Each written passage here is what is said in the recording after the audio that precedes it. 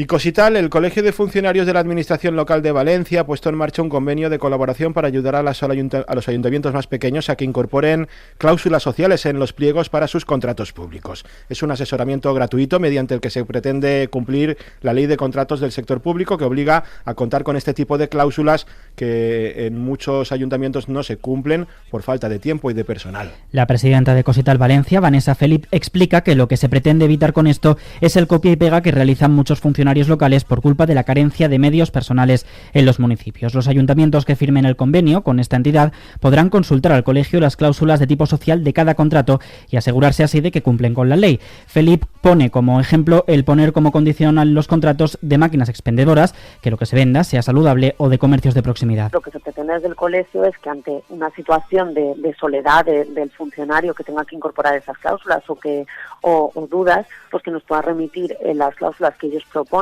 y nosotros a partir de ahí o le damos el ok o incluso le proponemos otras vías para lograr ese objetivo. Por ahora, este asesoramiento se realiza en temas de ámbito social, pero Cosital no descarta extenderlo en un futuro a los temas medioambientales que también exigen la ley de contratación del sector público. Al convenio se pueden adherir todos los ayuntamientos que lo deseen, pero sobre todo los más pequeños, ya que son los que más necesitan de ayuda externa por falta de medios. Hablamos a veces de ayuntamientos muy pequeñitos en los que esa escasez de personal muchas veces nos impide tener tiempo para dedicarnos a implantar cosas que no nos vienen dadas de anteriormente. El copia-pega, ¿no? Pues bueno, nos lleva un poco a esa continua actividad rutinaria y pararte a pensar y poder incorporar este tipo de clausulado, pues a veces eso, nos falta el tiempo necesario para ello.